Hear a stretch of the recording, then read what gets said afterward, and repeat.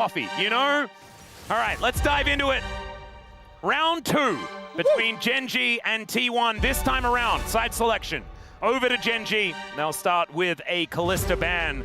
We have seen a bit of Gumyushi targeting in the bans here, but I think this is a good pivot as they take away the Pantheon, identifying that Ona is the most important member of this team. It's a B1 Xin Zhao, right? That's what the GENG is looking for. The Pantheon ban to deny the trade, and then unless T1 ban it themselves, that is going to be the lock-in.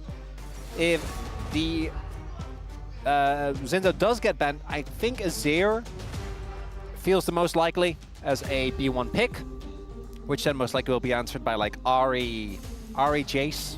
That's what I'm looking towards. But we did see Keen pull out the Nidalee, which, as was later clarified, was due to a communication issue, because I think Coach Kim's headset was not quite working, and then it's like the equivalent of the scene, you know, from Community where you come back, you're like, what have you guys done? Yeah, what has done? happened? Why is Keen on Nidalee? I've left you alone for 2 minutes! Why is he not on a tank? As there is the no-brainer, but that does mean that Owner gets Xin Zhao. And I don't think Canyon can pull out the Kha'Zix, because let's be real, Kha'Zix right now isn't the champion. But that was kind of the highlight of my 2024 spring finals. That was such a hype moment. I think T1 are just going to pick it, though. Xin Zhao, Ahri make complete sense when it comes to the power picks right now, when it comes to comfort. This is always going to get locked in, right? Yeah, exactly. This is never really a thing. Maybe it's Victor, that would be the other one, but I think with Xin Zhao, I think the Ahri just makes sense. Well, the Ahri is going to be the consideration, at least for now, and that will be locked in. Yeah, we're going pretty tier list right now, pretty cookie cutter, but it makes a whole lot of sense. This is such an incredible duo. We've seen it work out time and time again. Poppy Jace? And remember in our previous series, we actually listed off the players that have won in the Ahri versus matchup. I wanted Poppy Jace, not Skarner Jace. I knew the Skarner was likely, though. GENG has been one of the few teams that have been able to continuously make this pick work. The win rate has already dropped. A lot of teams have struggled into it, and it's one of those things on paper, playing Skarner into short-range compositions is good. Yeah. It's just that in practice, a lot of teams have kind of experienced the fact that if you're playing Skarner into Xin Zhao, into Pantheon, into Vi, if she's somehow open, or Wukong, your team fights just feel way less impactful. You don't have nearly as much damage, so your coordination needs to be so crisp. Fortunately for GENG, that's not an issue for them, as this has become one of the rising priority picks into the Jace. There are two answers that we really see often. There's the hands answer, which is Nidalee, and then there is the I can shrug off the early game. And you don't even often fall that far behind. I think Sign comes online when it comes to tankiness too early for Jace to really abuse him. We'll see if Doran can just make that happen in this game as well. Yeah, I'm really interested. Of course, this has been like the win condition for T1 in more recent times. It's give Doran something that can team fight well and absorb pressure on the other side of the map. Sion's perfect for this. We've seen it already that when he picks Sion, he gets the job done. And already the core is really starting to look good here for T1. All you need now is some sort of utility pick for Gumyushi there towards the bottom side of the map, or something that can put on a lot of pressure in the laning phase. And T1 really have crafted exactly what they want. GENG, on the other hand, is looking like a fair bit of team fight power. Canyon, I think, to me, is the only one with a Skarner license. Like, no one else has really been able to make it work. We've had theories that perhaps GENG has just been slaughtering teams with Skarner in scrims, and they just think the pick's good, when actually it's just not. And Canyon's just good. The Skarner Corky incident of last week? Yes, yes. That's where some eyebrows have been raised. We need some sleuths to figure it out, as Gumyushi gets his most iconic champion of all time. GENG really going for hard mode this time around. Saya does make sense. Into this comp, can struggle into the lethality Varus if he finds a lead. If it is lethality, which is not a given, this is a type of game with the front line you have where you can certainly also play towards the on-hit. You have enough space with the Xin Zhao and the Sion. The Poppy ban, understandably, because Carry always wants to play for counter pick, but it is kind of rough here, because you'd love to have gone that yourself, as this was a thing that has actually, I know Carrier has played. I think he's going to last minute swap to Nautilus or Well. Maybe they're taunting GENG because they're like, oh no, our coach actually does have their headset plugged in. And so it's not going to be the Nidalee. It's going to be the Renato. I also know he played it himself. So like, I'm like double spear, like a spear and an arrow for a Xayah, but I also think that maybe that's like a game 4 thing. It might have been a bridge too far or something like that. Renato going to come in, and so going to be able to deal with the Rakan relatively effectively. I have a hard time imagining more perfect drafts for either team. Yeah. Right? Like maybe Kenyon on the carry, but Kenyon has been also a big tank player recently. Ooh, so we have yawning going on the side of T1. We'll see whether that affects them. Unless it was just a contagious yawn situation. Well, now I'm feeling it as well. And that core for T1, Varus, Ahri, Xin Zhao. Their brawling has been almost second to none. But if GENG, in the classic GENG way, can just cement laning leads, turn them into strong front-to-back team fights, I find it hard to see for how T1 is going to outfight them later into the game. But their front-to-back, even then, will always be respectable. It's just that it's GENG with Skarner Azir. The nameplates do a lot of heavy lifting there. They certainly do. Xayah, by the way, we haven't talked about yet, but Xayah Rakan? Yeah, and I've heard that that Rule is pretty good at Xayah. Yeah. He has been able to make it happen on this champion in the past. So I'm looking forward to seeing whether it's going to work out here as T1, as we mentioned already, a very T1 draft moving here into game number 1. We'll see whether they can take down a GENG. Imagine if they do it on red side. Let's get into it.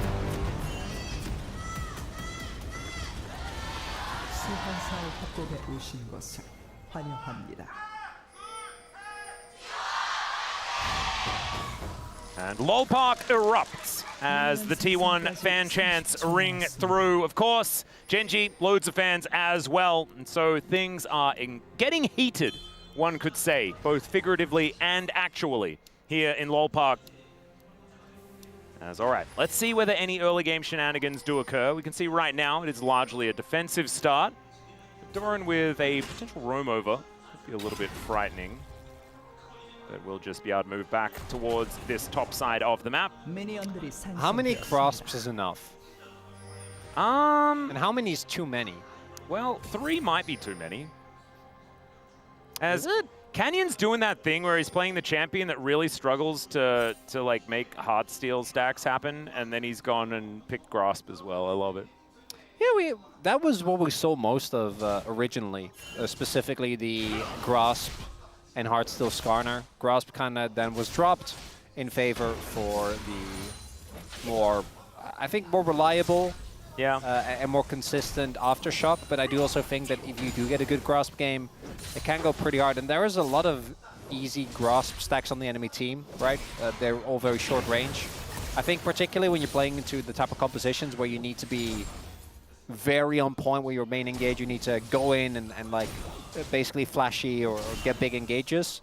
Aftershock is great, but I don't mind it here because realistically you are going to be doing a whole lot of fighting. Because T1 is going to continuously look to force fights. This is kind of crazy, by the way, Chronicler. 2 of the 3 losses that GENG have had this season in the LCK are on Azir. That is kind of crazy. I do think that is probably due to the fact that back then Talia was still a champion that made it through and we did that trade a lot. Oh, that's true. Which in recent times has not been happening. Well, Jace has also been struggling into the Scion, as we can see. And Duro is currently struggling here in this lane on the bottom side of the map. We expect T1 to do this, right? They often do play for lane dominance. And the Lovers duo certainly gets the job done later on in the game, but against double ranged can be hard. I know technically Rakan is kind of ranged, but he's not really. And this is Gumyushi exerting that pressure, utilizing the fact that his arrow just goes further than the feathers. All right, let's see whether it's going to work out. As so far, so good, especially on the top side of the map in what has been a difficult matchup for the Jace. This is the time where the Jace can put on the most pressure. Of course, it's more about weathering the storm on the side of the Scion.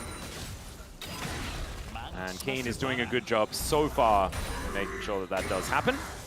Standing out of queues and things like that, as we're learning right now. As once again, there's a handshake towards the bottom side. Good sidestep there as wow. That was a few blight stacks already stacked up there. Yeah, that would have really not allowed him to have any presence in the lane whatsoever. Chovy, he's just farming grasp stacks, as mentioned. I do expect he's just going to go for an early Liandry's because there are a lot of great targets on the enemy team. We've seen him do this a lot. Yep. Ooh, Ona going to be moving in here as he has to juke it. The flash is actually going to be employed as Chovy, not willing to die this early on. Gets another grasp stack on the back end, but that is high value from Ona as he moves back towards his newly respawning Raptors. I thought he probably dodged the charm. Yeah, I think he was actually already out. Yeah, but not wanting to run the risk. And what this allows you to do is, Zero is one of the champions where the flash is good, but I don't think it's strictly essential to be safe in lane. The only thing now is that if you do get, you know, flash charmed on, you don't really have any response. Well, responding to that is always going to be hard. But you do have enough health, because if you get hit by that charm, even if you don't die, you flash afterwards. Yeah. You will be down a teleport. You know, Chovy loves to play for lane, so with that, he will be able to maintain a very high level of presence in his lane and not have to go back just yet. Faker also looking for a base. We have the swap coming through here from Keen, and then him deciding that, nope, not going to do that afterwards. Doran missing the timing there on the Q. Yeah, a little bit unfortunate because he had to take the cannon. The cannon was more important, so the cannon was about to die, and so he had to make the choice. Do I knock up the Jace, or do I take the cannon? And he takes the cannon, and I think he made absolutely the right call. Just wanted to point out that Doran did not miss the timing. He chose the better one. Oh, that's a valid call out, Atlas. Thank you. Very important. He missed that one though. Why? What does it all mean? Keen is playing on the range, right? Like he is, yeah. All right, Canyon will be just completing his next full clear. He's going to be the Grump going down. We'll see whether he does actually elect to go for anything. As we can see, the Mountain Drake has already been started by T1. Owner in position. Yeah, we have kind of opposite stories here, where on GENG, Keen is going to try and apply as much pressure in lane as he can, whereas Doran is looking to outskill, and then for GENG, it's the opposite. Yep. All that GENG bot lane wants to do is get to a point where they can just eat up these waves, get Ruler to 2 items, and Duro gets to be freed up, hopefully for him eventually, to make an impact on this Rakan. Engage potential for him is obviously off the charts. All right, got a bit of an engage here. Is Gumayushi just going to ghost? Gets himself out of the way very nicely as Canyon looking to make a little bit of a drive-by happen. Just going to pick up a rock, runs around with it a little bit. He's like, hey guys, I got a cool rock, and then he leaves. At least I assume that's what he said. I don't want to assume comms, but knowing Canyon, it's likely that that's what he said. Knowing Canyon, just said, yeah, probably. Maybe. That's seen the man get panas and be like, yeah, no, that's actually, that could be his Pentakill response. But if you, it's like, you know, with Wookiees, if you know Canyon, you know what he means. He's just not saying, or Groot. Yeah, Groot. It's just a different I am Groot, or I am Canyon. That's all right. Faker dashing forward here. Remember, Chovy, no flash available. The charm is still going to go wide. Great sidestep as he throws Faker under the turret. The Sand Soldiers come out, and Chovy is well and truly okay. Faker looking a little worse for wear at the end of this one. What a sequence there. So if I caught it correctly, so Chovy tried to shuffle out, then Faker flashed to cancel the dash, but then both the charm and the W from Zinzao went wide. So Chovy still survives. The flash is invested. And the flash is going to come back up now earlier. So, Faker blocks the dash, but then the charm misses, the W misses. Yeah, and he's just like, no flash. Ice cold. Damn. And that was like picking a juke there from Faker as well. He was trying to assume that Chovy was going to sidestep because he moves forward and you know the charm is coming. And Chovy just did not move at all. Kind of reminds me of his Corki, actually, where he gets jumped on by an Ambessa and just presses Gatling gun and does nothing and wins the trade.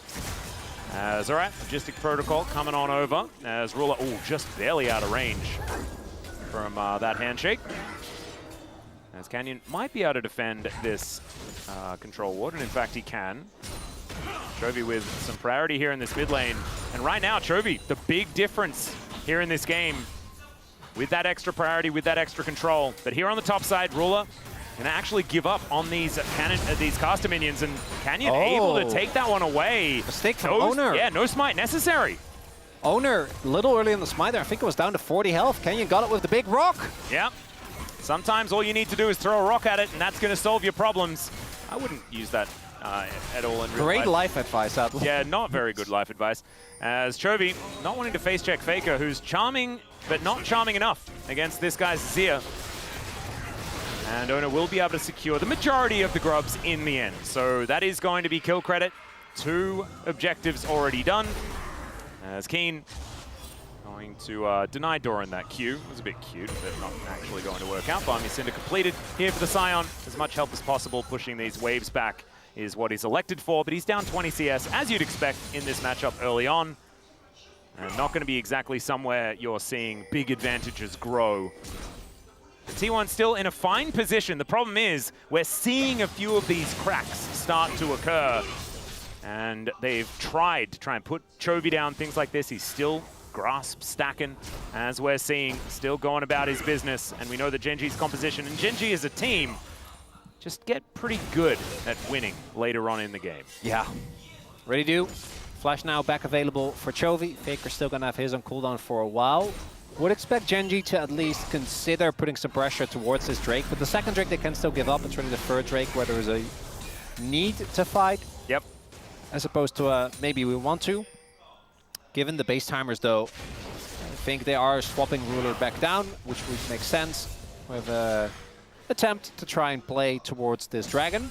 Yep, you've also got both teleports being held by our top laners, so yeah. Keen going to just wander his way back up there. This wave is going to crash. No cannon in sight, though, so that is going to be a couple of these melees perhaps falling down before the Jace gets in. Never mind, it's just going to be one of them, and just to the skies, we'll be able to take that one down very nicely.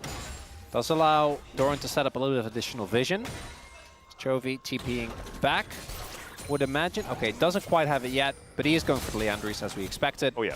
Does have his Dark Seal now done. Faker going back to the Rod of Ages build, it looks like. As the Prio now big, as expected. We want... Or I thought GENG was going to pivot towards the bot side, but instead might be looking for a punish here towards Doran. Wanting to let this Dragon go. Knows T1 is always going to play for that. Yep. Over he goes. Canyon just going to drive the Scion back. And remember, he used the ulti to get to lane. So he's just going to get impaled and destroyed. That's going to be first blood going over to Canyon. They do trade the Dragon for it. But as you said, maybe not necessary to exactly fight for that one. As another Chemtex or Orcs, what the heck, dude? You're in the space right now. I think he's too busy thinking of how to roast me, and he's not doing his job properly. Yeah, well, I mean... May I have a token to him, Atlas? I think this is one of the bits of feedback we're going to need to give off. There's a few of them. He's kind of gone off the rails. As okay, plate not going to get taken just yet. Teleport back in for Doran. Especially comfortable to use that now as the Dragon has gone down. Next thing going to be the Rift Herald in 3 minutes. Yeah, so call from GENG there is we're not strong enough to actually fight for the Dragon, because otherwise I think they might have at least made a cursory glance. Instead, looking for the cross-map. Cross-map is successful, but T1 is also not too sad. I do think that this is one of the teams where, like, looking at what they have, Chemtech ain't bad. Obviously, would you have rather have Hextech or Inferno? Yes, I'm not... Yeah, trying to, you know, not be. I mean, it is good to talk down to it for the memes, though, because I was talking about how amazing it was just one game ago. Okay, but it actually was, though. Yeah, I know, but it's still fun. Oh, yeah, no, it is. It is. Well, that's funny coming from you, because you would never stand for cloud slander. No. Well, actually, I mean, that's called lying. It's very different. I'm all about honesty. Everything's about perspective, Yeah. Well, Duro is going to be dancing away, and the Chains of Corruption not really doing too much of anything at all. It was an attempt on the Brambleback, but you can see just a bit of repositioning and not going to be able to take that one down. So Ruler will be able to get his red buff that he was looking for as Keen and Doran continuing to fight. But man, it's feeling, even though it's 1,000 gold for GENG, does still feel like it's on a knife's edge. It is. Because this is still, we're getting to a point in the game where T1 will be inherently stronger in a neutral game state. And GENG need to wait a little bit longer before we reach that point. And even then, if Doran's in a good spot, then that may never come. It's so interesting. This is really a game one. You know, it's either only game ones or game fives feel like this. It feels like a jostling for position. Because in game one, you're kind of filling each other out. And unless either team is, you know, in a much more spot, I think that generally those games are slower. And then in game 5, it's the pressure. Faker just slammed into the wall. The Impale as well. He had absolutely no option. Nothing he was allowed to do. The utilization of the built terrain there, gorgeous from GENG. And Faker is going to be punished for being underneath his outer turret in the bottom lane. The answer is going to be there, though, and this is something that T1 have been very, very good, trading Faker for other stuff.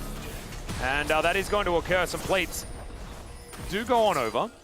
They get a good amount of pressure on mid. They're also able to send Doran towards, but that still means they remember down. And guess what? Doran is entering bot wave. Faker doesn't have TP. Keen is going to feast, even has Demolish. Oh, just barely the plates go down, but he does get one of them. Still gets one. As we take another look here, just watch this. Faker doesn't get to play the knock-up into the ultimate from, or knock-up rather, into the E from Canyon, into the ultimate, into the Rakan CC. Legitimately, no counterplay potential there for Faker the moment that CC chain starts. The only downside for GENG is that kill went to Canyon, not to Chovy, which obviously is something that you would have preferred. Now, outside of Guma, it is actually going to be hard to kill Canyon as the game goes on. Especially if he keeps getting all of the kills. Yes, and also he has actually been pretty active, so those heart still stacks and grass stacks. He's grasping. They're adding up, and we're slowly starting to see this gold shift further towards GENG, and this is kind of the critical point, because either T1 finds a great skirmish, often around Otacon or around the Herald, right? Or GENG just keep doing this for 10 minutes and T1 never gets to play the game. Yeah. And then, those are kind of the two or they do it I until the Nexus explodes on the other side of the map, is kind of, I assume, what they're going to try and do here. As the Charm is going to connect onto Canyon, who's looking to drive away. Faker gets in front of him. Great handshake to keep him in position. But not too much more is going to come through, and this is what happens when he takes all of the kills. It's going to be a Charm connecting. Chains of Corruption come down as well with the target presented. And Keen, he's definitely killable as out goes Ona. And they're able to just take the Jace from underneath the unkillable Skarner. Some pretty big mistakes there, actually. Kind of getting caught off guard. There's first some anti-synergy between T1. And then Keen thinking, well, Canyon's out. I should be fine as well. The re-engage. Oh, dear. Duro flashing for it. Does find the Charm. Hostile takeover is fantastic, though, as Ona possibly separated, but in goes Chovy. Gumayushi not going to get bailed out of this one as Ona gets on top of the Emperor, and the knock-up is there. The 1-2 punches from GENG are continuing, as finally down goes the Skarner, but I don't know whether Doran is going to be able to do much more. The flash comes out from Chovy to answer. The flash forward from Doran. And GENG will find the teamfight victory, and the Rift Herald wasn't even taken. What a sequence of events! Was it all a bait in the end? No, I think Keen just made a mistake. I hope we get that whole reel, because maybe some jitters for the teams, but first T1, what felt like an overinvestment, then Keen walking back into it with a nice charm from Faker, but then the fight setup for GENG. As we're going to take a look. So Canyon gets caught here. This is fine. Then Keria here. I'm pretty sure he did want to go over that wall. And the handshake had a bit of a miss with Ona's Wind Becomes Lightning, but that didn't really matter that much. It makes it, but still the damage, I think, maybe could have made a difference. But then Oner is able to follow up on that and he's play. actually just booped back by Keen as well, and that's why the Impale didn't work. Oh, no, so, I missed that the first time. A lot of no, I think it was the ult from Oner, but it might be either. But then here, Duro very early gets Guma in a rough position, and then Chovy comes in for the Giga flank.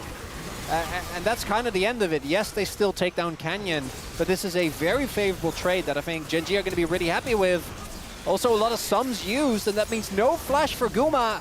That's a great fight. We are fighting immediately as Ona goes in. Already Keen is down, and there goes Duro as well. Out will go GENG. They're trying to escape, but Faker, he is just spirit rushing after Chovy. The Charm once again going to miss, and it's a two-man Impale, but there's no one left. Ona will finally, Ruler, will finally come in to try and hit Ona, but Ruler's out. He realizes that it's getting too hot in the kitchen as the flash Charm doesn't land. And Chovy will be able to make it out alive.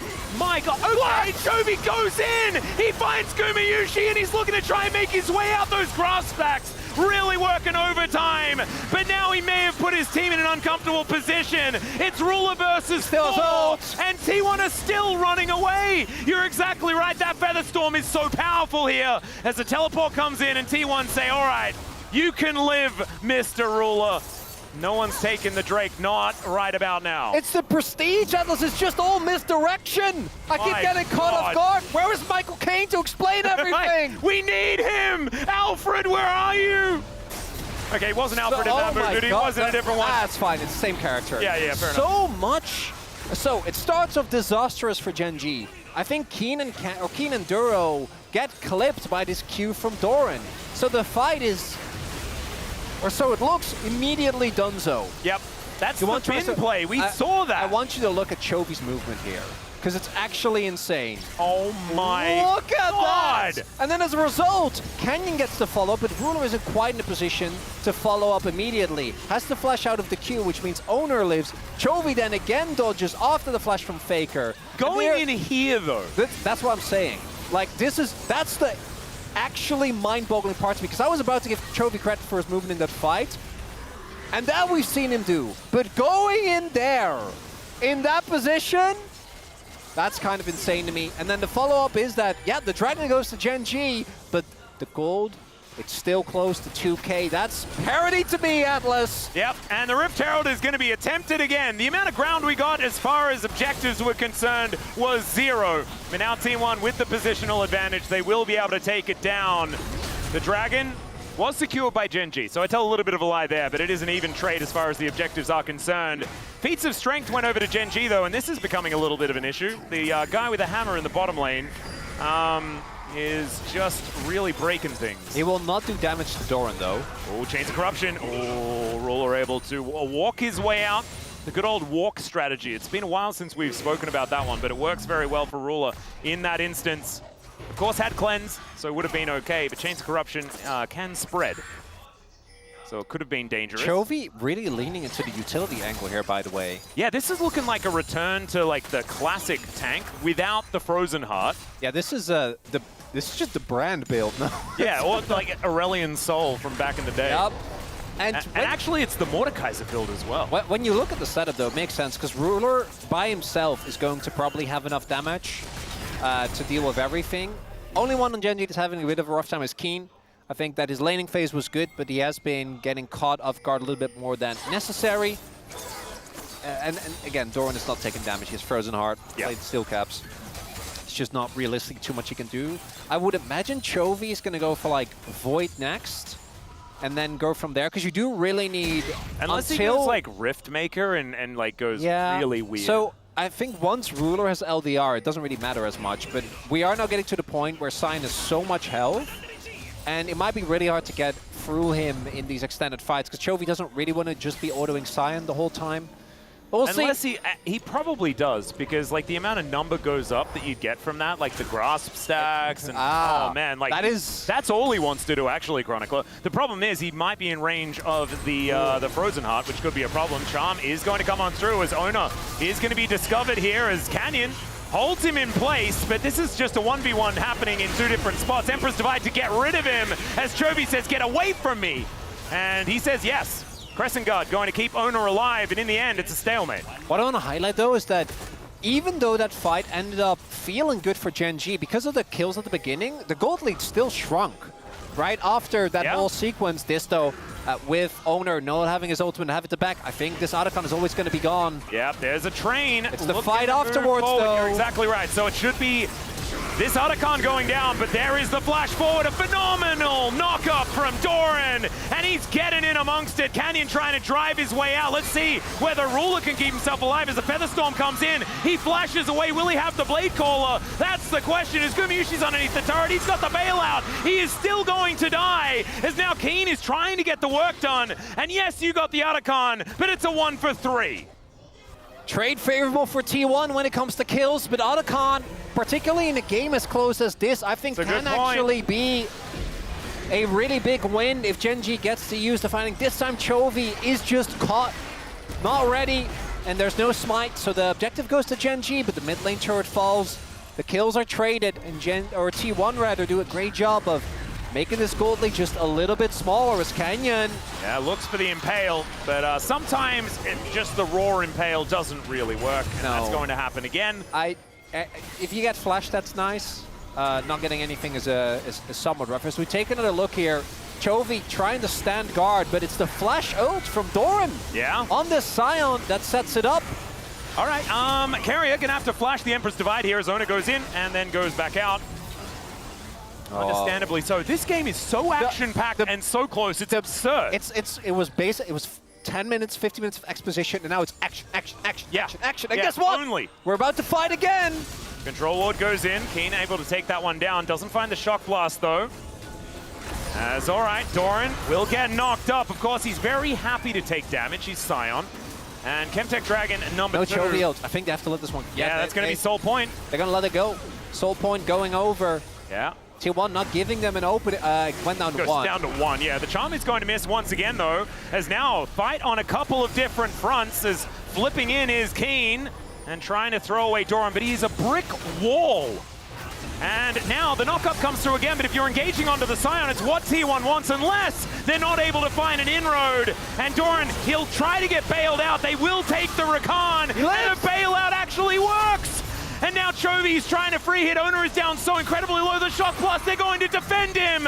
But still this turret is going to fall. Chovy trying to find the Sand Soldier damage.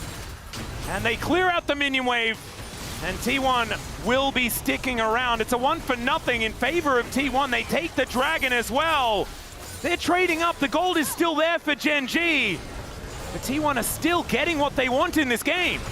It's a Thriller Atlas. Canyon still as his Impale is going to try and deliver Owner. Yep. Beautiful, beautiful Impale. Still Keen's going to get traded. It's just trades everywhere. Faker able to pick that one up. Now the hostile takeover just zoning them away. Ruler doing a fair bit of damage here as they're just looking to steal away a bread buff. They will be able to do that as Faker just cannot jump Chovy today. He can't do it. Canyon goes in. He's going to go out via the Death Chamber, and Chovy will find an Emperor's Divide onto 3, but doesn't get Guma, and he will take him down. Ruler here going to have to use a max range ulti, avoiding Faker's damage as well, as Ruler's positioning has been fantastic with that Blade Caller. Could have been better. And GENG, they will keep a couple alive, but once again, it's a great trade for T1. Oh, yeah, I was about to say, if Owner was closer, if the cooldowns were there, they might have gone. As let's take a look at where this all began. As we go all the way back, while Chovy and Faker are fighting, the rest of GENG is going in aggressively. They want to try and use the fact that T1 played for the Dragon to play for this mid lane turret. And then they do actually get Doran, but as we highlighted, with the items they have right now, especially without Chovy, they just don't quite have the damage. Duro gets CC, gets blown up, Doran stays alive. But then Chovy comes in, his and Ruler's damage means that T1 takes so much. And then I think it's here where things start to go a little bit iffy for GENG. This play is great. Owner still has a ton of damage. If Keen doesn't miss that Shock Blast, by the way, this play is fine. Like, he doesn't die. That's the end of it. Really, another example of those little movement abilities not quite working out. And then here... Oh, the blast! I think he got trolled. Didn't he get trolled? Yeah, I think it was... was it Ruler? It was Ruler. I'm no. Sure. And then Chovy tries to salvage the play. Ends up going down. But because no objective falls, this whole sequence, I think, is relatively even with all the kills, with the turrets still going down, but the Dragon going. But the gold lead is kept again within that 2K range. It's virtually nothing.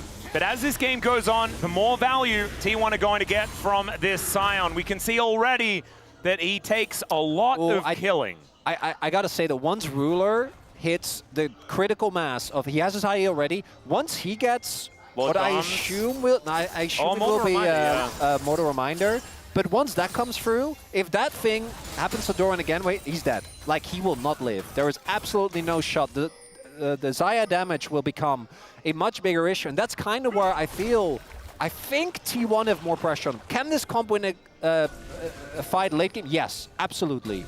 But I do think their execution becomes a lot tougher because Owner, Faker, Guma have to put themselves in a position of risk to really get a lot of value out of their kits when it gets later into the game. For GENG, I just don't think that quite rings the same. But no, 1K goal, it's basically nothing. It's nothing. It is T1 is the nothing. objective lead, right? Because they do have those 3 dragons. And GENG, if they can get an actual team fight where they can use the power, there it is. Lord Dom's done for Ruler now. Tower goes down in the mid lane as well, so inner turret now missing. Going to extend that gold lead basically nowhere. I said extend, I tell a lie. 1.2 means nothing at all. Chovy clearing out these wards. Riftmaker done. The battle Azir well and truly in position as he's going to now escape towards that top side. Doran just moving in front of things is going to be his job this game, and he's very good at it. The fact this top lane turret is still up is kind of insane. I feel like we've seen like 15 plays where it just ends because top lane turret is still up. Yep.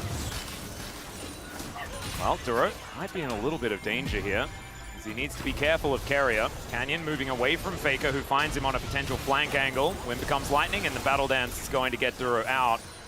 As Keen wanting to take some pot shots if he can. But look at this, the Doran stand in front of it tactic. Yeah, they do need Chovy or Ruler. No one else is going to... Okay, so flash forward as Faker is caught out, and they dive on top of him, but the counter knockups are fantastic. Empress Divide only onto Owner is good for T1 as Gumayusi looking to get bailed out, and it's going to work, and the charm this time lands. Double kill for Gumayusi, and T1 just leave them in the dirt. Ruler's wondering what the heck happened, and he will use his ult, he will try, but the blade calls nothing, and T1 say it's Baron time. I'm shocked. I thought they were going to actually look for the end. I've seen T1 do this a million times, but no, instead, they play it safe. We go for Baron, we go for Soul, as GENG.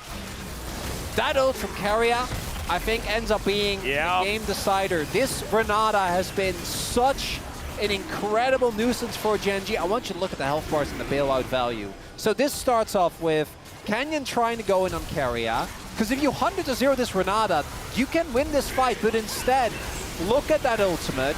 Duro gets blown up. Faker is able to get out of the ultimate from Chovy, and then the bailout on Guma here. If Guma dies, Chovy kills Faker, and Ruler might at least be...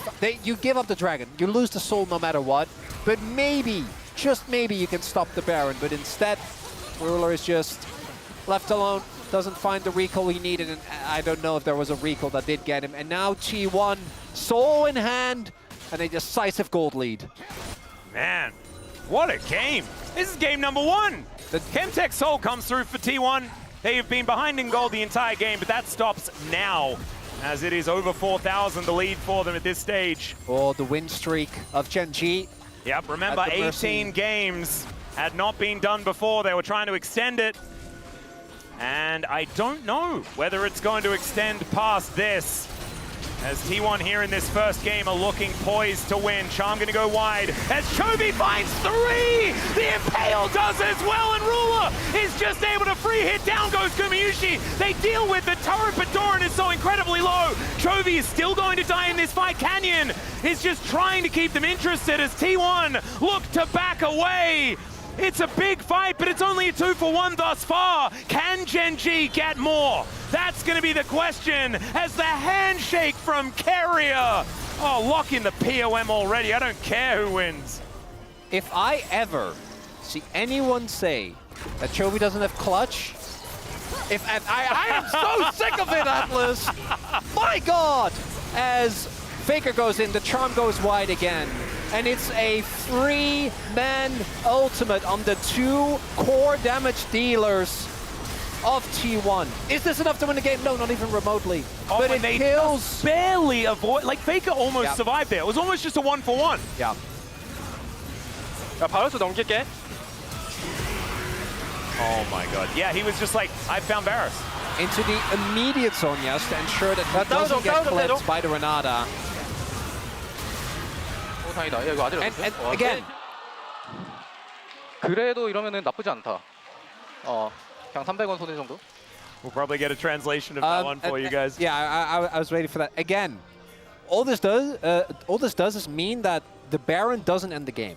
But that's enough, right? Like, now this means that they might give up a turret or 2, they might fall behind, but that's not going to be enough to ensure that we are not getting an Elder Flip for our first game. Oh, that is what we need. And what Faker said was the situation isn't that bad. That's basically what he said. It's true. He's going to find a charm. This situation's bad, but if you're a GENG fan, as they eliminate the jungler, and T1, they get rid of the biggest tank on the side of GENG as well.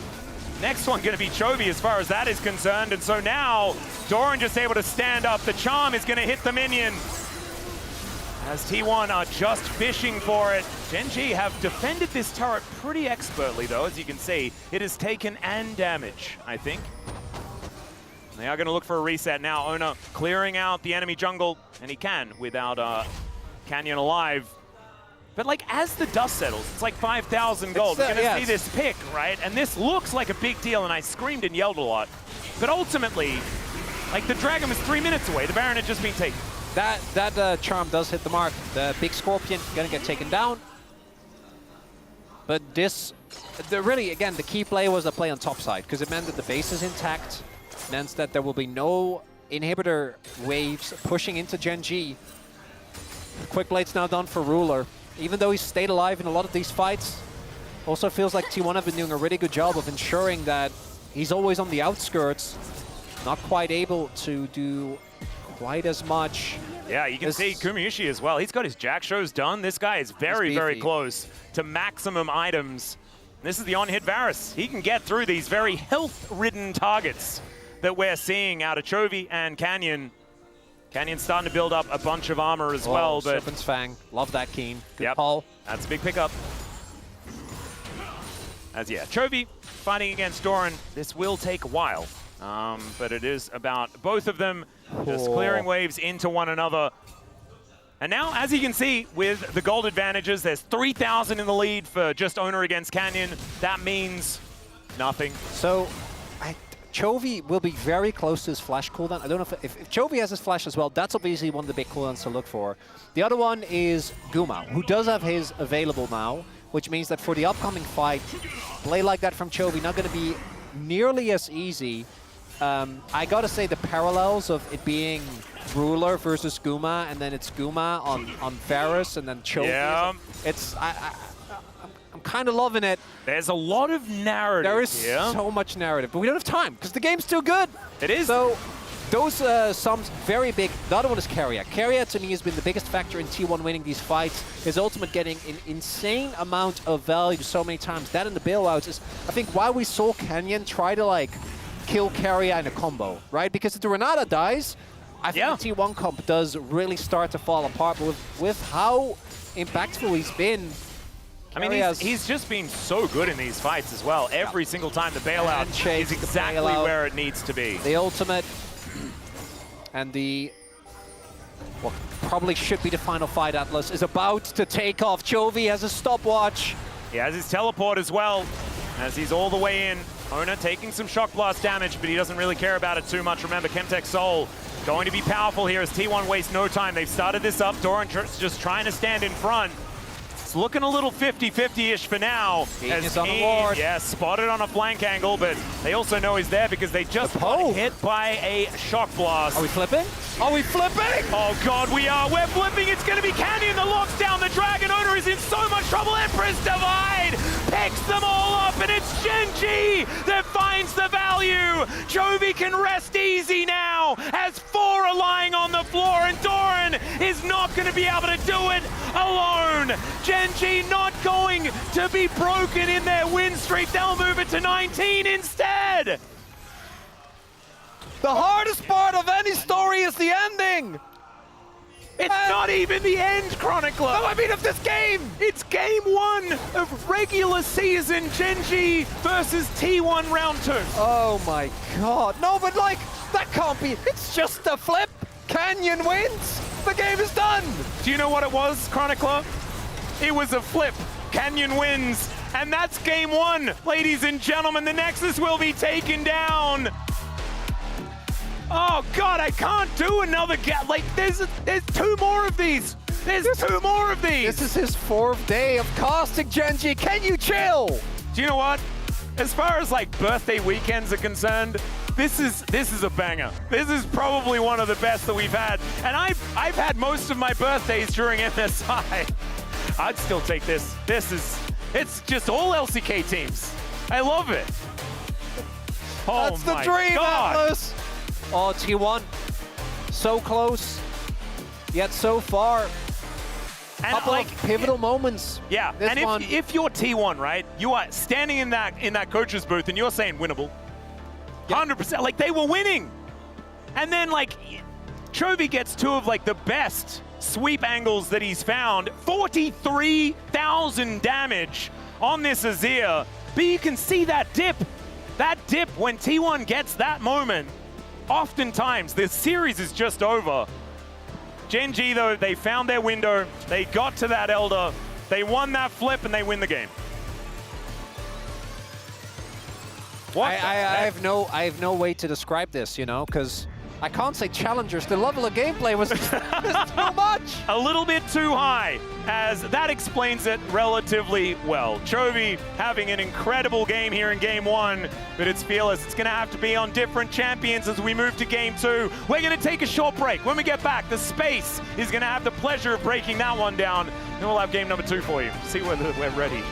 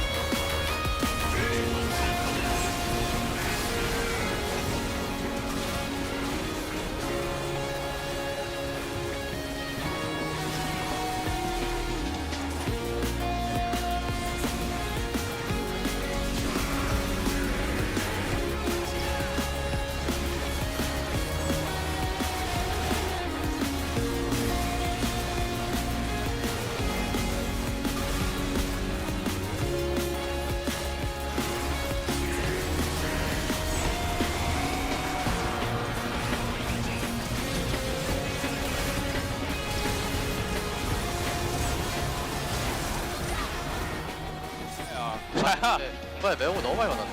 그러니까 지금 너 뭐야? 근데 이거 기인아. 뭐야 근데? 아 여기 시야 좀 박아봐 민규야. 아니 근데 저기 기인이 왜 가는 거예요 대체? 이제 바텀부터 했으면 됐을 것 같긴 해. 네, 일단 탑 맞아. 아니 자꾸 기인이 일단 탑에서 아리 공 빼는데 기인이 형이 갑자기. 그러니까 아니 말이 안 돼. 아 근데 매혹이 너무 매서운데. 아니 아쉬운데 오늘. 아, 진짜 바로 너무 아쉬워. 바로 하겠네. 아이 뭐야? 바루스 공이긴 매혹도 해요. 맞을 수도 있지. 아니 바루스 공 맞았다니까. 나한테 못 맞았어 너. 아니 너무 중요한 아니 거 매혹 같잖아. 맞고 맞고 맞. 아 매우가 안 맞. Side. That helps. Side has been very powerful. We'll see whether it is going to be a GENG loss, whether that record is going to be made and broken on the same day. As the Talia, the Yone, both of them taken away here. I believe the Pantheon will still be hitting the deck because now Xin Zhao is already just Fearless banned, right? I think Pantheon becomes a pretty comfortable first pick option here for T1. I mean, Owner is the guy, right, for this team. So I think that does need to get a bit of a look in. The other pick I'm looking towards is Nidalee. Oh, true. As a flex pick, a Prio is the Victor ban Do you think T1 thought that that Chovy had a good game? What do you think? Yeah. Yeah. Yeah. I mean, it's warranted. Yeah. The Victor particularly heart-wrenching given how the previous best of 3 between these two teams ended with Chovy really doing his best. I've been told Arcane cosplay. I wouldn't know. I've only seen one. As Gwen taken away as well. Nidalee for me is very high up the prio list. Might be something a little bit less exciting. We still have a lot of the top-tier top laners up as well. You know, Now, the Rumble is the one that I'm really looking towards because I'm double-checking. Like, Rumble is open. Yeah, Rumble is open. There's also, like, the Pantheon is obviously something they're considering. The Rumble does need a look in, and that is going to be locked away. One of the dangers here about picking the Pantheon these days is the fact that Trundle has kind of stumbled his way onto the Rift, right? Pantheon doesn't have a great matchup into the Trundle. Doran, if you ever wanted to play tanks, it would be a difficulty. So the Rumble makes a whole lot more sense because he's not afraid of what the Trundle is going to do. Are you picking like Pantheon Ryze? Because Ryze you can flex. Because it's keen. It's keen. And he wouldn't mind No, the matchup either. That's kind of what I'm thinking. Because there are, like, I don't think there are that many bad matchups for Ryze either. and you have double global. We've seen this exact combo be played a lot. Yep.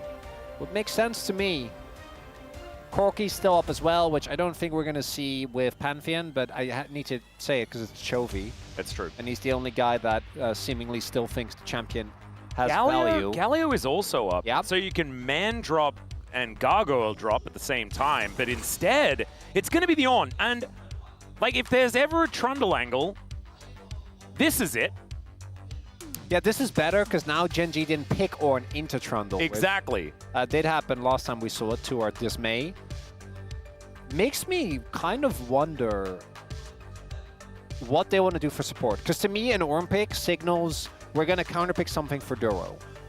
Because I think GENG are a team that really don't need more than one form of engage. Orianna. Orianna. Is it like Orianna Jarvan? Wukong makes sense as well. Like Wukong, Nocturne, and Jarvan are, I think, the big ones. Yep. That probably means you ban Ezreal if you're T1 as one of the few champions that can really escape Wukong's clutches. Oh my wait a second. It's not all. We're not representing all that much damage. Oh yeah, no, not the top side, not really, but Okay. so this Has he played mid on before? he has to. I think he has.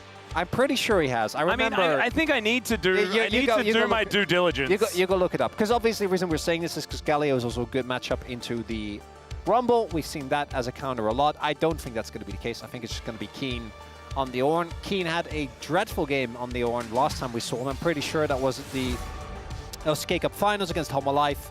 That was the game where he got like, I don't know how much CS it was, but it was... Yeah, he's played 3 games of Ornn. So you're saying... He's 1 and 2. It's possible. So you're saying there's a chance. He can actually reach with a victory on the Ornn, he would reach a 50-50 win rate as well, because he needs to tidy that up. Like his only other win rate that's not looking so great is 25%, like Vel'Koz, which ain't great. 0% on the Tryndamere as well. Couldn't win either of those games, and there's quite a few one-offs that he hasn't found victories on. He played a Lilia game? Yeah, Kalista mid. I don't know. Let's not... This is like going down Faker's list, man. You're just going to see stuff. I know. Like, why and when did this happen? The Ezreal, to me, is a no-brainer here for GENG. The Kai'Sa ban makes me wonder whether T1 wanted to leave it up. Obviously, there's been a lot of talk about champion pool, but maybe you just ban both the Kai'Sa and the Ezreal. Because I think if you ban Kai'Sa and they're just going to R4 Ezreal, you really shoot yourself in the foot. So if you ban Kai'Sa, I think T1, you also have to ban Ezreal. How do you do damage now? I think they're fine. You think so? Yeah, you can... I feel like Galio does do more damage than he ever used to. Well, that, and also with Galio, you can go with a lot of different builds, right? You can go more damage heavy versus more... Yeah, this is just having a good time, I think. Versus more... and I like the Jhin pick, because it's a good pick for Ruler. He's been solid on it. It also is, I'd say, Gumeyushi's second best champion together with the Varus. I think these two are kind of his hallmarks. As it is a blind pick here for Carrier. Rel would make a ton of sense with this style composition, right? We are looking at a ton of teamfight. Wombo combo, or the Braum as Carrier as like just having a giggle again, is obviously really strong. I'm kind of wondering whether Duro would want to go Nico here. I'm double checking. Is open. It is open. To have a bit more pressure in lane, but the Alistar, I do think, has a lot of value into the Wukong specifically, right? And being able to catch the arrow without too much of an issue. Also, I do agree with you. I think if the composition from GENG really falls behind, they struggle. But if you're on parity in mid-game, the amount of CC you have and the bouncy costling that can happen is kind of disgusting. That said, T1 have a composition that excel at just taking out Jhin. So the rest of GENG is going to have to do some lifting in the damage. But I want to see Sunfires. I want to see Canyon building a lot of damage. I want to see Chovy with an aggressive build. Yeah, well, I think I'm allowing Keen to build like mainly defense, but if it's not Sunfire Cape first, what are we doing? What are we doing, guys? Well, actually, it probably shouldn't be because it's going to be unending. I mean, a bit of a silly Billy. But yes, GENG representing a lot of tanks. T1. I really like the draft. I think it's very clean. I think Faker's Orianna has always been fantastic. He's got brilliant ball delivery systems. The Braum for Carrier, even when like he has been on sort of engaged Braum duty, he has found some angles to make it work. This isn't the case. Owner can take that one, as well as Gumayusi being able to start fights with the arrow. And then this Rumble from Doran, this has been a great pick for him throughout this season, especially this round robin as well, since he's been finding some form. I think the T1 are looking in prime position to deliver us exactly what we want. Which is a free game. That's what we need. I'm not gonna. I want a trilogy. I don't want no 2-0 Atlas. Yep. So GENG, hopefully they don't have enough damage to get through the enemy nexus. And in fact, we do get that game 3. But we're getting ahead of ourselves. Let's get into game 2. 소환사의 협곡에 오신 것을 환영합니다.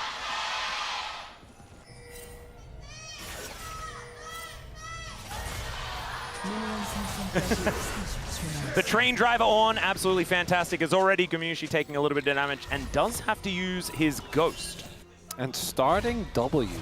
Interesting. So that's how this one started. Detective Jonas Strong. Wait, on sorry, the case. I'm confused with the Jin. You always start W, it's Ash. Yeah. They were just showing that like, Ruler's W was on cooldown, and Yeah, so therefore that was how this ghost situation occurred. Yeah, thank you. It's also because it's Jin, you know? It's like Jin, Guma. Yeah. It's kind of... Yeah, you sort of expect that one to be the case, especially when the other side it's Ash, and you're like, oh, that's Ruler. Does feel a bit appropriate. Feels right. So Duro going for the phase rush.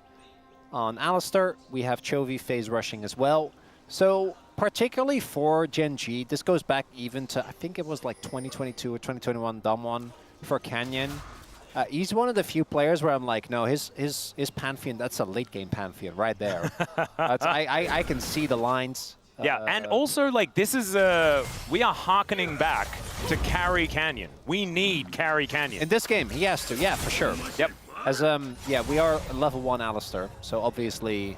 Just taking a beating. Life not too great. It does mean that Ruler doesn't have his, which is what I was talking about earlier, right? Ruler doesn't have his Q, which means that I think generally you're not going to be able to really contest Ash Braum level 1. But yeah, without a grenade, there's just no shot that you can clear. So they're going to play it safe on the end of the world. As Keen on this Ornn, yeah, I'm pretty sure the last time was for Carrier on the Braum. Yeah, that can't be right. We got to double check that. I know, it feels wrong, doesn't it? Because it's not necessarily one of his most notable champions. Of course, the Renata, definitely one of those, as Gumayusi has contributed to one of the victories on this Ash, as hype from the bros as well. Big shout out. Shout out to Dagon, of course, in the chat right now. If you do have anything to say to Dagon, he's right there to talk to you about it. And GENG looking to defend against some pretty good win rates right now. It is really looking like we might get the 3-game. I don't want to curse it or anything like that, but I'm feeling it, man. I don't believe in curse. I do, however, believe in backlash. So I want you to calm down the hype a little bit, Atlas. It's no hype. And look at this. Chovy's like taking a damage. You see that? Yeah, normally doesn't do that. Yeah. Actually, I've been told. Yeah. What is that? He might miss a cannon? Canyon, what's the pathing? Oh my god. So one of the biggest criticisms, a piece of criticism we always give to Canyon is that his pathing is extremely predictable. I'm pretty sure they spotted him on the Raptors, so their read is... Whoa, we're flashing in. No, and Gumayusi's flashing out. The wave is still pushed. I'm pretty sure that... So Canyon is delaying himself, but I am pretty certain that the timing should not be expected, but I think Canyon's too late, yeah. So...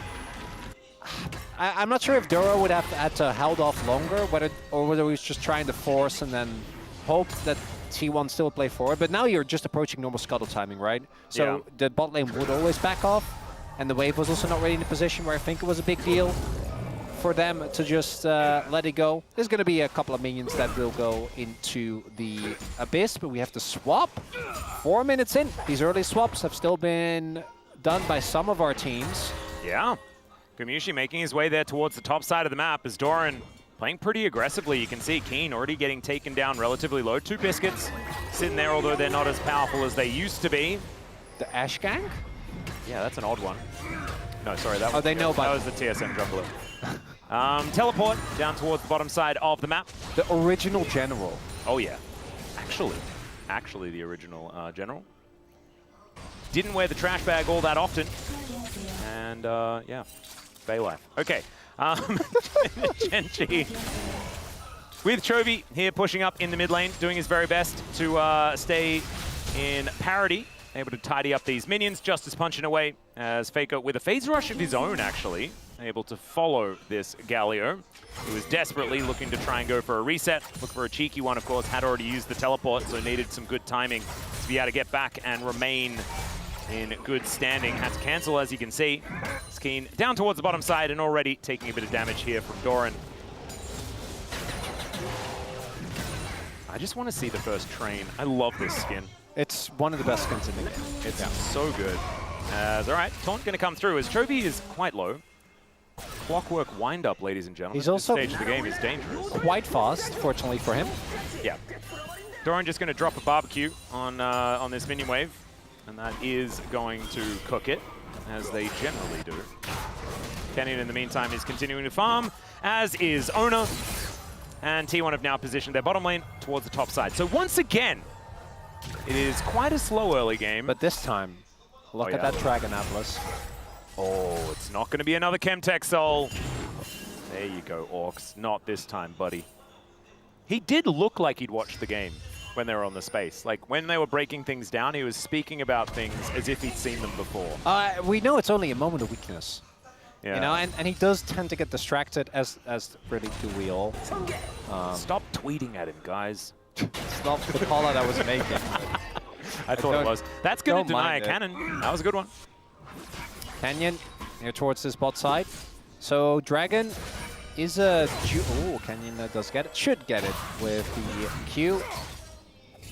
And gets in a little bit of a fight with the clone before he realizes what he's fighting. Nice. There is obviously an ult available, and once the ult for Canyon's there as well, Doran's got to be careful. Might have to be careful now. There is an ult, and he's silenced right now. Here comes the train, has to flash. Yeah. And Doran does get himself out of the way. That is going to be a lot of power here. So Canyon is Canyon's gonna do his blue buff, which it does get pinged. So really Doran should be fine. But now he has no flash, and can just get ulted on by Pantheon. There is also the issue that Keen has the Spectre's Cowl, like the worst nightmare of Rumbles in one small item. It's a real rough one. As Chovy just trying to keep his distance from Faker here as best as possible. Staying within touching distance, but you can see Faker is putting on adequate amounts of pressure towards the Galio, not giving him an easy time as the Deadly Flourish not going to connect, not going to be stopping any backs for now. As T1 with a natural 200 gold lead. Actually, Canyon right there gets question mark pinged. So the tracking from T1 is on point. Yeah. But Canyon has more important stuff to do than gank for an Ornn. He's like, what are you talking about? The top camps are up. Yeah. I'm not wasting that time. And you know what? Probably the best call.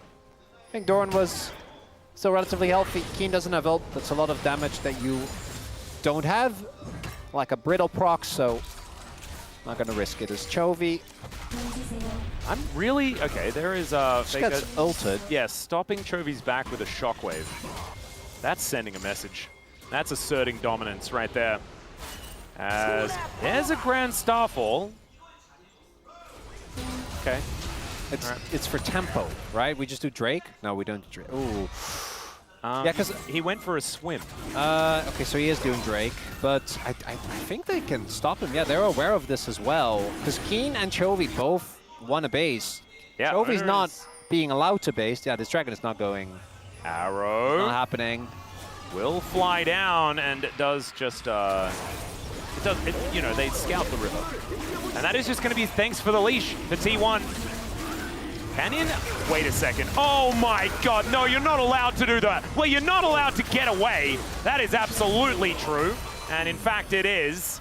As the teleport comes in from the Galio, and Chovy finds the Justice Punch. There's a great Cyclone, but a good Pulverize is there as well. And if GENG can do anything, that is make stuff go skyward. That's so it's like they both have phase rush. They go in like, no, run! Yep. And they run at exactly the same pace out of the bad fight. And so there is a Chemtech Soul traded for First Blood, which might be fine. I don't know, for GENG. Well, but I think that T1 are probably okay. I think for Drake, it's okay. Yeah. Yeah. Because you said Soul. It was a oh, did I? Sorry, I apologize. Well, we did have a lot of Chemtech Soul on our mind because of Ox, so that's not your, really, it's not your fault. It was a suspicious situation. T1 though, getting an early kill onto the Rumble. Definitely going to be feeling good. And a large Hey, part... you said Rumble. Thanks for that. Yeah. Oh, getting a kill onto... They didn't kill him. They... Yeah, okay. Sorry. I thought you did a silly as 불로 안 well. 따랐고. No. 버릴 I do that 생각해. often though. 버려, so 버려, 버려, 버려. That's fine. This Canyon was just saying that it's probably fine. Got the Drake worth. Yeah, GENG in this game is really embodying the... Yeah, just, I don't know, wait until we have like 2 items and then we can maybe play the game. Chobi's under the turret. Okay, curtains. Faker. Gonna get hit by the last one as Chobi flashes for it and shuts down the GOAT. And also had a cow waiting at the wings. Flash, headbutt, not the ability, but just... The flash smash. That's cool. That feels good, doesn't it? That's a cool move right there. Can't believe that play worked. I mean, Ruler was fishing for some bullets. They were going some ways. Yeah, but he hit the good one. Faker does not deign himself to ever, and like the Justice Punch doesn't hit. So this looks kind of over, and then Faker obviously never jukes until the end when he's in the corridor, so he doesn't have a choice. And even if that doesn't happen, like maybe Duro gets him, might with a flash over the wall have gotten out. Yeah, he would have had to preemptively flash. Yeah. A little bit earlier than that. So Let's hold on to it for now. Let's get the cannon. There it is. Dissonance going to be able to do that. Koenig Nicely Rooker done. now done for Keen. Okay, this is going to be an Ornn that will be difficult to get through. Yeah, well, Wukong does a pretty good job. As the That's Flash, true. eventually. Okay. Especially now, when he's only representing the magic resist, but I'm more saying for in the lane, not going to be something that Keen's too worried about. And you can see that that is exactly the case. Actually ahead in farm at the moment against the Rumble. We also haven't highlighted this yet, but one of the big advantages of the Braum as well is obviously when we get to team fights with Ornn, you don't really need to Don't you be nearly think- as scared. Don't you think that if you put a Glacial Fissure down over an Equalizer, it should nullify? Makes sense, yeah. Well, actually, okay, so what could happen is that the steam is what does the damage. So it actually does more damage, because guess what's worse? Standing on a bed of coals, that's rough. Standing on a pit of ice, also not great. But a real-life sauna on the Rift, that's dangerous. That certainly sounds painful. Well, depending on, you know, what temperature, because we've already been over this. I quite like saunas. Okay, yeah, so like, you're more like, you don't sit on the coals though when you're in the sauna. Oh no, that's what you'd be that would be a experiencing. whoopsie. It's Yeah. rough. Yeah, so that sounds like an Equalizer. You know, it's just, you know, some suggestions here for the Riot development team. Hopefully Maddie can get on it. Him and Dave pretty good at making the game work out. They can suggest some stuff, surely. That's okay. Keen is going to be picking up this wave. Oh god, the skin. It's just too good. I know we probably shouldn't be skin salesmen, but man, that one's a goodie. Well, we are, but that one I just genuinely love. It's Yeah. just so funny. It's all right. Ruler will be able to finish off this wave. Plenty of captive audiences hanging around. As Keen will just be able to clear out this one. And heading back home, looking for a reset. Just building some stuff in the bushes. That might be something that he wants to do as well. We'll just have to see. Ghostblade is done. It's a lot of traps. One item spikes, now done. Man, captive audiences everywhere. For anyone that isn't Faker or Doran. But they will be approaching their spikes very soon as well. And we might have a second Drake fight on our hands. Keen He took actual damage. wants to join. Yeah. Yeah, like early on, I think Rumble is still kind of going to cook you. I think you need more than just the one item. And even then, with enough time and Leandri's done, Keen's still going to take a good amount. Well, GENG now wanting to get into position around this dragon. Poke from the volley, actually pretty dangerous here, as we can see. Baker's Ruler done. getting taken down relatively low. Item number 1. Guma doesn't have his, though. But yeah, GENG's just like, nope. Yep. They have managed- time, right? Like, Yeah. because that steal, they're not in any pressure at all, which is why Atlas, previous game, Yep. felt like there was build-up, and then all of a sudden it exploded. Oh, there it is. The Cloud Soul. That's going to give GENG all of the damage they're missing. This is a kind of an insane Cloud Soul game, though. I mean, if T1 gets it, it is so incredibly good. I guess, like, GENG, like, they're not going to get kited as easily and things like that. That's definitely fantastic. Well, it's bad for Ruler, but it's and Keen is kind of whatever, but I think it's really good for everyone else. Yep. Chovy especially, right? Galio yeah. really makes incredible use of it. You drop down on top of your teammate, and then you can put your taunt wherever you like. Yeah, GENG, all they want is get to their Ornn items and get Ruler to the point where his damage is a big threat. There's also no tanks on the enemy team. That is one of the issues that I think you can have with There's comps no like tanks this. because GENG took them all. They lost the cannon, by the way, Ruler. I don't know what that was. Well, Very disappointing. I think Yeah, well, I'm that's- looking forward to seeing what GENG's next support is going to be. Because if you lose Ruler or Cannon, It's not good. I don't think It's that- very serious. yeah, It's like that and Pentas are like the two things that he Yeah, gets that's really career-ending. upset about. Career-ending moves. Let's see whether Duro can put in some work. to try Lostpa and, would never. I'll have you. No, he wouldn't. Thank you, Alistair. Obviously. He's playing Alistair, so. Good times. All right, Guman just going to clear out this wave. Rift Herald going to be the next thing on the cards. Keen in good position, though, to try and defend that one, as it's now Galio versus the Rumble on the bottom side of the map. As Gumayushi going to get headbutted, takes an arrow straight to the face. Doesn't actually have to use the ulti, though. That's kind of a big deal. I was expecting him to maybe be forced to use that by overextending a little. Oh, this comp is hard to engage into. Keria is also looking for a cancel on the ultimate for Keen, I'm sure. The Rumble very far away, but Faker can also cancel the ultimate. Depending on how well they position themselves is okay. Equalizer doing basically nothing. Shockwave onto 3 though, that's fantastic, but still, Keen able to burn them down. The Rift Herald gonna be secured as Canyon picks up the eye. Chovy might be the sacrifice as he looks to try and Justice Punch his way forward as Canyon just calls himself a taxi and gets the heck out of there.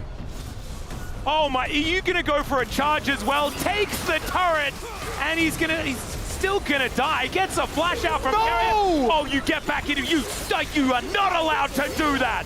And he's not, he's still going to die. Look at his My face! God, that was amazing. Yeah, look at that grin. Okay, guys. Okay, maybe this is where the game goes up to 11. Yeah, actually, to be honest, Chronicler is actually allergic to that play. He just sneezed. It was way too much. So this shockwave could have been game winning, except the counter engage from Keen was crazy. That Yeah. combined with the shot from Ruler and then Duro And the disengaging immediate Doran. taunt follow-up from Chovy as well. Yeah, they couldn't really follow. Now, what Canyon probably should have done here is just leave. Yeah, I think that what he was thinking about was, oh, if I just crash it over here, it's fine. And then he's like, oh, but wait, I could take a turret. Let's see what he actually said about this. We will get some translation as soon as possible. As he gets in, and he needs to emote, obviously, very important. 미대 혹시 막아도 될까? It's like, may as well. He could have, like, in theory, if they hadn't have CC'd him as well, he could have flashed the wall and then Starfalled out. I mean, he must have known funny. when he went in that he was going to die. Like, when you go for that charge, you know. Yeah, I think it was as soon as he went for the charge, he was like, I think that I'm probably dead now. But one death from mid lane turret, that's worth. You Yeah. take that. He also, like, he said two things. He said, I got in, and then he said, can I charge turret? And I imagine his teammates were like, lol, sure. Because he did. We don't have full You know what comms, this though. We is? only had What we his. just witnessed is the bad influence of Lahens on this team. That's what that was. Oh, God, the lingering Lahens. The lingering deadliest. Lahens, Atlas. Oh, man, you've been waiting to talk about Lahens this whole time. Do you want it? You can say your Lahens bit, because actually it is very, very No, funny. Nidalee is still in the pool. We're So gonna hold you're off. saving that for game 3, but then what if GENG wins this game somehow? Well, then I'll bring it up whenever it's relevant. I'm never gonna forget that. Oh, okay. Don't So you maybe worry. like next week or something like that. Most likely, yeah. I just feel like people deserve to hear it because it's very cute. As Keen, If we get yeah, not worried. 4 more minutes without action, which we won't because the dragon is spawned. Oh, then you'll tell us? Yeah. Oh, that's very cool. But it's not like a secret. You're building this up to be way too much stuff, Atlas. This anxious Yumi coming out from Canyon is just, it's really, it's getting more and more poignant as the game goes on. Keen and Faker both have TP available. Ults are there as well. Oh dear. Oh, that's a lot of damage on Guma. Yeah, Ruler is, especially when he hits abilities, right? Like right now, he is largely lethality with the Ghost Blade now done. As Keen just going to be breathing some fire. That's Prio. And TP to the wave or to one of the traps. Oh, they're gonna wait a second. look for the cross map. It's the Faker Global Taunt. The train is being called. The Brittle comes through. He flashes and still gets knocked up. Collects them with the Shockwave, but doesn't really matter here as T1 will look for the first Cloud Drake of the game. They'll get that, but it's only their second Dragon. GENG, they get their prize. They're looking to lock down even more as the Otacon is being started. Keen and Chovy, or Chovy's here. Keen has TP. He's gonna back first, but Canyon did ult. Yeah, this is dangerous. Oh, Ruler has ult though. They're squishy. Oh yeah, they're gonna go for this fight. Yep, teleport going to come in. Canyon, not quite close enough, but still, Arrow connects onto Chovy. Let's see, there's some brilliant knock-up. Another one, four-man. The jumping castle has been picked up, and there is the Otacon secured by T1, but can they get anyone out alive? Carrier, that's a no. Doran, that's also a no. But at least Gumayushi and Ona will stay standing, and they have the permanent buff from both the Dragon and, of course, the Otacon. The GENG walk away with a bit more money at the end of that one. Yeah, GENG's going to take that. Yes, Otacon is solid. It will have a continued impact in the game. But you are getting 2 turrets and, what, 3 kills? For a second Drake, which, frankly, they're not going to care about because by the time the next fight rolls around, they're going to be even stronger. More levels on Keen. As Faker, it's just not been his day, right? The charms weren't on the mark, and then that flash right there, you can hold the flash, I think that's fine, and just accept the death. Or you need to flash and actually get out, which realistically I think was always going to be hard. That equalizer, I didn't notice that one before because it wasn't quite in the area where the players were. Well, not only that, but even if it was, the people you were trying to equalize were Ornn, Galio, and Alistar with ultimate. That's true. There are a few tanks. I don't think that necessarily means you just put it in the river. No, I mean, ideally, I think if you put it on Ruler, because he actually was running the big damage sources there, right? Yeah. Could have been a difference maker, but Ruler probably just walks it off, and then the tanks still kind of cook you. Because again, we're still relatively early in the game. It's not like Ornn and Galio are known for not doing any damage, and Riftmaker's done. Yeah, I mean, also, Ornn is a level ahead of Doran right now. Like, this is the problem, is that Keen is doling out so many items.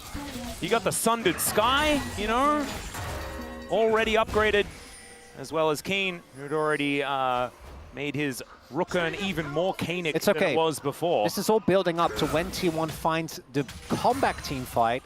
Oh yeah, I mean, obviously that's happening. Where Owner gets onto the back line, Ruler gets blown up, Canyon gets caught, and then we get to game 3. Well, Doran, we got to get to game 3. Oh dear. Well, we are going to call the train. That is going to get another flash, and the man drop comes in as well. Okay, well, that's a few cooldowns for a flash. Equalizer going to eat the wave, and so tempo back in the hands of T1 for the moment. With the Cloud Rift, though, it does mean that GENG have extra maneuverability to get back around if they would like to. Vision going down where they can find it. I've really liked Canyon's play this game, except his ultimates, which, outside of the top one on Faker, have universally just not been great. I'm fine. He's fine. He's okay. Duro's on the flank. He is. They know. Who's on the flank? Play his ult, so... Well, he's going to have to ult. He will do that. Finds a Pulverize. There's the Deadly Flourish. It's Canyon waiting in the brush. He's like, buddy, I think you might be dead. He's going to have to flash. Does get out of the way. Hawkshot spots out the rest of GENG are there. And so Duro just slowly goes through every cooldown that he has. Some youthful overconfidence there for Duro. Some exuberance, perhaps. Yep, walks a little bit too far forward. Has to pay with all his sums and his ult. Now the ult is the biggest one. Oh, wait. But he has Hex Flash. Yeah, so really, you can't take all his sums because he has Hex Flash. Exactly. And in fact, he should have flashed first, because then maybe he could have just got out and then activated Hex Flash. It's only a trade up. Yep. But he didn't. Yeah, he did. Feats are there for T1. The gold lead, it's there, but we saw last game. I think it doesn't matter quite that much. Owner has now hit 2 items, which on the Wukong is a very big deal. I think Ruler has had an incredible day so far. And I think that this is a hard game to play as well in Jin, because if you misstep, you get toasted. And right? also, he's so important, right? He's the only pure damage dealer on the Rift. Yeah. Well, unless you believe in you know, carry Pantheon, which if it's Canyon, I kind of do. But even I do believe in carry on. Because On, remember, is every class. He's every class. I did watch LCK back then. Yeah. When On was actually every class. Oh, he still is. But and I think he's had a tough toss today and played really, really well. Oh, Chovy? Yeah, Chovy will be discovered, and he flashes out of the way of the arrow. They are collecting flashes, T1. And this is the soul point fight. If T1 win, they do get soul point. For GENG, it's just a Dragoness. Oh, T1. That's a T1 bear. They definitely know, though, so I don't think he can really do this. And now I'm kind of wondering. Yeah, somewhat deep Probably is needs to actually play. commit. Keen is a difficult target to do damage to. They haven't done any yet. Oh, there it is, a little bit. Well, his magic damage shield doesn't take any, but he does. And there's Grand Starfall. There is also the heroic entrance. So Canyon and Chovy aren't necessarily too far away. Zona's going to be able to get over the wall. So nothing really there for the trade. Maybe top lane turret, but yeah, you can't, right? You can't push up because there is Canyon, there's Chovy. So side laning is just kind of a nightmare for T1.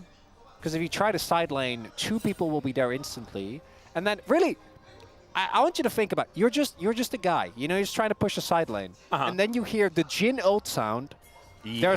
There's 2 air superiority ultimates where they just come in and drop on top of you. And then the best long-range engaged champion in the game. Yeah, they really need some anti-air, don't they? Well, they have Braum. Yeah. Is that the best that you got, though? Because, I don't know, I played Advanced Wars, and if my God, if those helicopters start coming, man, and you don't have it... How good is Advanced Wars? Oh, so good. So good. It's so good, man. Oh, now I want to replay Advanced Wars. Thanks, Atlas. You're welcome. No, I'm not. I wasn't being facetious. No, I mean know. that. I know. I still got my Game Boy Advance cartridge. It's one of the first games I ever played, and it's just the best. If you weren't a gamer and then you played Advance Wars, I reckon you're a gamer after that. You would be. Yeah, absolutely. That's a good debut. Anyway, let's see whether T1 can put it together. Who was your favorite Advance Wars CO? I think when I was a kid, it was Hawk, because I just loved the. You know, he was like kind of a cool dude. I was like, so I was a really big like Eagle fan. Yeah. Because like he was just super cool, and then the more I played of the game, the more I was like, Sammy is OP. Sammy is, yeah, that's true. Because at the beginning you're like, oh, Sammy's useless, infantry suck. But then you realize they're the only things that can win you the game. Also, I love Grit just for his theme, and like I love playing with artillery because it's so cheesy. Yep. Yeah, that's great. And he was like the second mission as well, so that was like when you were like just getting into it. The and you're like, soundtracks in damn, it's so good. They were crazy. So. The video game, let's get back to that. Sorry about the Advance Wars aside there, ladies and gentlemen. We will get back into GENG versus T1. Well, to be fair, they've been very cautious to us not to have any fighting going on. Yeah. That's all right. Chovy, possibly discuss. Everyone's got phase rush, man. No fighting. There's phase rush, and everyone is tanky. Yeah. Okay, Ghost Blade is what's upgraded. They weren't waiting for Ruler's Infinity Edge or anything like that. You just want a Spectre Blade. That's what I'm going to go with. I feel like a Spectre is an upgrade to a Ghost. Is it an upgrade to a Ghost, or are they both just Ghosts? What? Yeah, I don't know. Spectre Blade. Doesn't it sound cool? You're starting to lose me, Atlas. Well, no. So they upgraded the Ghost Blade. No, I know. So what is it called now? What's worse than a Spectre, Banshee? I mean, that's just a specific subset of ghosts, right? That's what I was thinking. Like, am I just like recategorizing? I don't know. I guess it sounds cooler, so it's an upgrade in that way. Goes dangerously close to the biology. Like, we don't have the knowledge of this. I'm sure there isn't official certification. Do ghosts have biology? We're going to need Wolf to talk about that. He's the ghost expert that we have. Okay. GENG's still with a decent lead. It's about 4,000, but it's not really changing. It's starting to flatline. And flatline is a good description of how this game is sort of going right now. It is not really anyone finding too much around us. Never mind. There's the engage and the max range from Ruler as well to keep him in position. But Kerry is there to play defense. It's beautifully done. And maybe GENG are reaching that point where damage. Well, Faker doesn't have to flash. That's the biggest benefit there. They might just pull the trigger on this objective right now. I mean, it's Arrow, it's Glacial Fissure, and it's Shockwave all on cooldown now. As Chovy blast coning his way over, this Baron is relatively slow. They're looking for the engage. They don't have that much. That is a very real thing, though. They don't have that Baron damage. Like, teamfight damage, I think they're still fine. But Yeah, look at their characters, and then Yeah. a Kai'Sa would have gone a long way. An Ashe would have gone a long way, but they don't have any of that. If it's a 50-50 on an Elder in this game, let's just say that they don't have like the giga damage feather recall smite situation. They do not. And if Ruler is ever So- caught reloading, the dragon might just disappear. So that just further builds into our stalemate, though, which is not what we want. Yeah. Keen has upgraded all of the stuff that his team has. So GENG really is like 5k gold ahead, Yeah. if not more. And does it matter that much as we move later and later into the game? That's the question. So if Jin lives, then yes. Well, yeah, the more items that Ruler gets, the more scary things do become, especially when he does have this build that's going to be legitimately able to do damage. Keen is on a flank angle on the horn. You have to be a little bit tricky about it because Keria otherwise can cancel it. Yeah.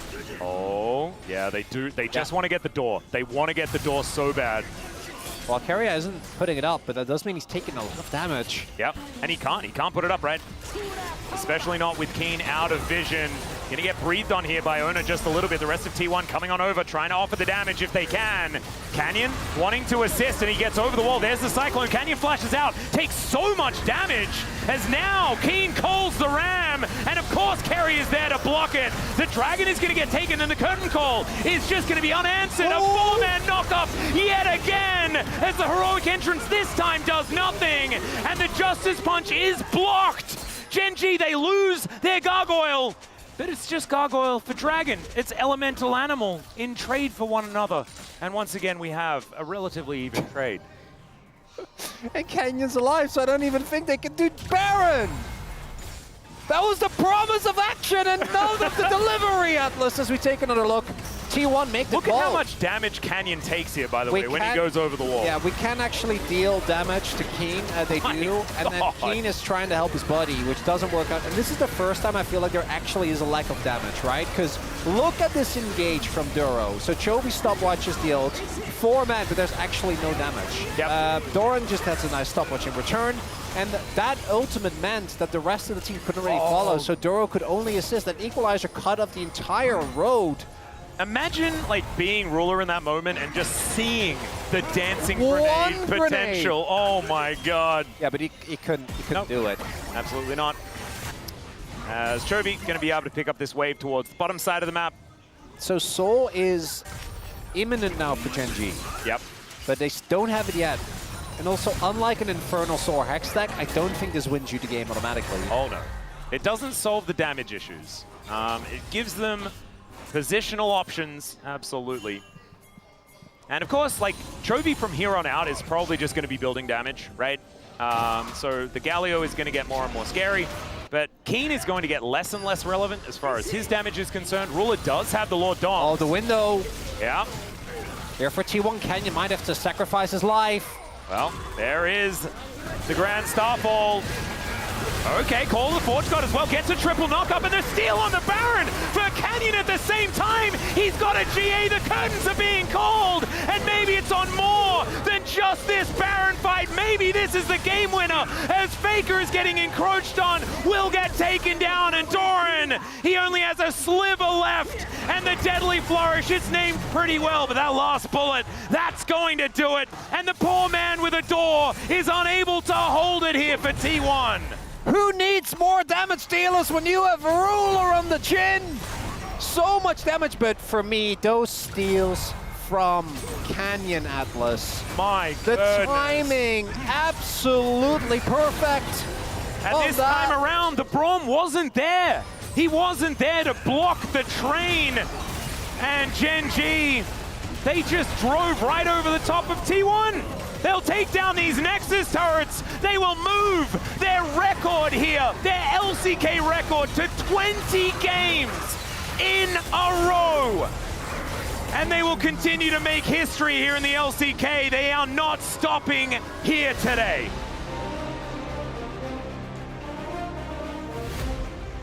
This is the #1 team versus the #3 Yep. Atlas, as I gotta pick a POG, or POM rather. I mean, Canyon won both games. Okay, yes, but I do think Chovy won game one. Chovy, yeah, okay, I know that's a good point. Canyon won game one. In the, but yeah, he won the coin toss, but Chovy did win the game. He didn't win game 2, though. Chovy in game 2 was not, it was fine, but he wasn't, you know? But, like, recency bias? You can't be recency bias. Oh, that's kind of based. Yeah, I'm 100%. I stand by it. No, yes, no, like yes, think about yes. the circumstances of game 1 as well. 100%. 100%. And- Oh my goodness, I can't believe it. If I look at chat right now, I'm gonna know exactly who the. Okay, never mind. It's all just Chovy. It's fine. I kind of thought that people would get it. I stand by my vote. I think. Yeah, Chovy no, I agree. Makes I agree. complete sense. I think Canyon makes complete sense. Really, it was even Duro. That Alistair game was kind of crazy, but look at Ruler as well. You could see there was some shakiness in those hands, right? Like that's a lot of adrenaline running through that man right now. I'm gonna spoil my vote. I went for Ruler. I think that in both games he played impeccably. Yeah, it was his and setup. he hasn't got a POM yet. Hasn't got a POM yet. I don't think he's getting it here. But I wanted to give the shout out. 100%. His Feta recall was part of why they stole the Baron in the first place. And then in this game, oh, look at I don't think Elba, this is an easy. This wasn't an easy game to play. Nope. I think he did it with grace. As man, I can't believe we're not going to a free game. Oh, Kane as well. I mean, part of me is like, I want to see LCK history be made. I want to see this incredible game win streak extended. But we deserve the third game in this series, especially after game number 1. Oh god, this shenanigans. It really started off with some silliness, didn't it? In this particular game.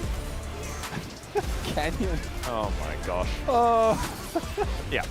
He wasted some time. I can't remember the last time I've seen Canyon have this much fun. You know, normally he's a very business player. Oh, I think it was probably just a misclick from Doran. Because you could see, like where it started made sense, but he wanted to pull it down, and instead it just went up. Yeah. Oh, that's a very unfortunate misclick. As we take a look, the fights from T1, this one were good, but we never really reached the feverish heights of game number 1. Here, a lot more downtime, and even though the Brom, I think, was great into the on, we saw that. The team fighting from GENG, this bouncy castle was just too much to deal with. Yeah. And this is the moment where you're like, oh, just one grenade, but he holds back. Because now, the Hail Mary Baron, we've seen it so many times. Canyon was on vision. They knew what was going to happen here.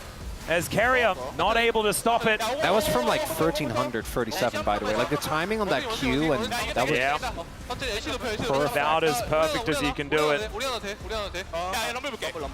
And every shot lands from the Jin at the same time as he just follows up. Doesn't get that Deadly Flourish. I had like a cool Deadly Flourish call going on and it just didn't quite work because he missed. But that's fine. We're going to have a look at the damage numbers. 21k here for the Jin.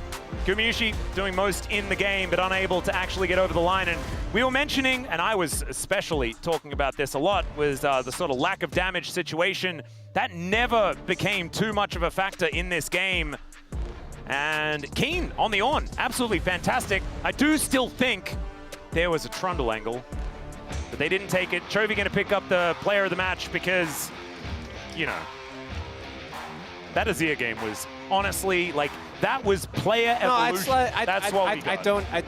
You can't fault it, but you want to have the ruler votes sitting there. There is a reason why Chovy is part of all these records. Yeah. And it's something that it's one of my favorite narrative points because you can actually see it, right? Chovy saying, "I can't sleep" after watching Faker 1v9, or like carry the World Finals by himself. Yep. Right? Like there's moments in Game 4 and 5. I think that's what we saw. Like some of those plays, I don't think it would have made him like a year or two ago. And so maybe because they were too crazy. You know, that's valid. And you spoke about it actually backstage immediately after game number 1.